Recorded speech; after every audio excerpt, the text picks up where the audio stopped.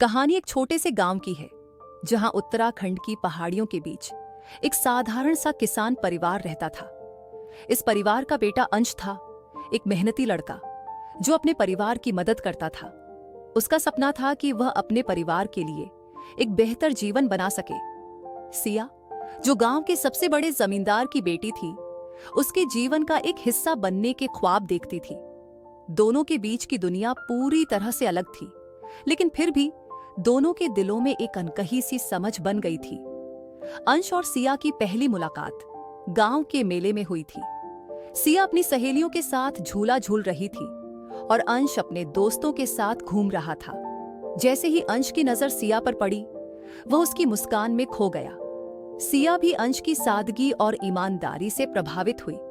दोनों का दिल तो एक दूसरे को पहचान चुका था, लेकिन समाज की सीमाएं और परिवारों के बीच की दीवारें उनके रास्ते में खड़ी थीं। सिया का परिवार बेहद समृद्ध था, जबकि अंश का परिवार केवल अपने खेतों से ही जीवनयापन करता था। यह अंतर दोनों के बीच एक बड़ी दीवार बनकर खड़ा था।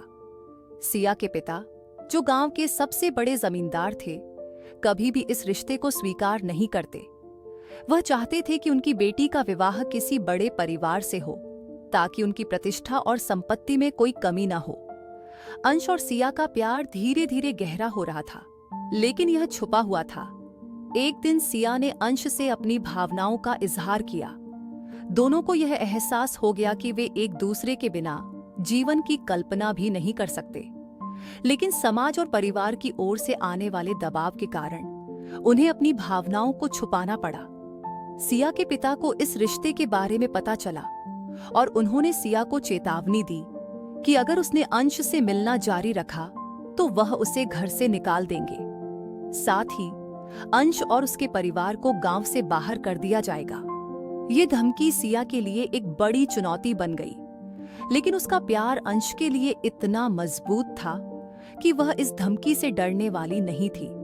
सिया और अंश दोनों ने तय किया कि वे अपने प्यार को नहीं खोने देंगे। उन्होंने एक साथ भागने का फैसला किया ताकि किसी भी तरह से अपने रिश्ते को सुरक्षित रख सके। ये फैसला दोनों के लिए आसान नहीं था, क्योंकि उन्हें अपने परिवारों और गांव की बंदिशों से लड़ना था, लेकिन प्यार के नाम पर उन्होंने कोई कसर नहीं छोड़ी। भागने के बाद दोनों ने एक अनजान शहर में शरण ली। यहां उनके पास न तो पैसा था, न ही कोई सुरक्षा का एहसास। अंश ने मजदूरी शुरू की और सिया ने अपने पढ़ाई को जारी रखा। अंश का उद्देश्य था कि वह कभी सिया को महसूस न होने दे कि वह बिना किसी संपत्ति या प्रतिष्ठा के जीवन जी रही है।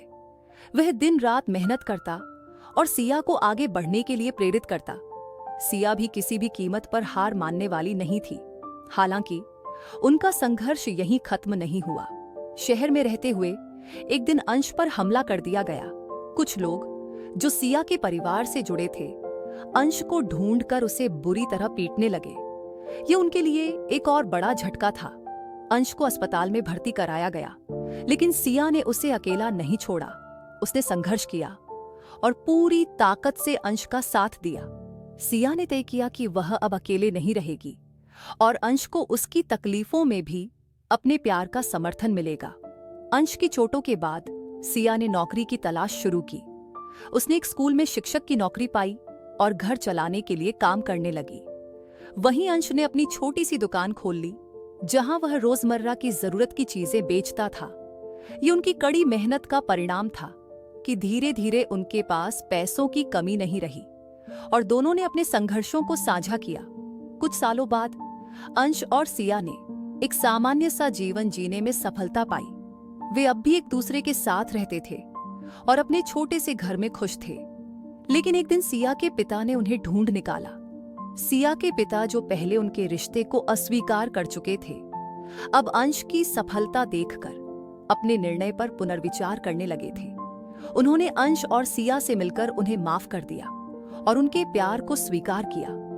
सिया के पिता ने यह समझ लिया कि सच्चा प्यार किसी भी भौतिक वस्तु से कहीं अधिक मूल्यवान होता है।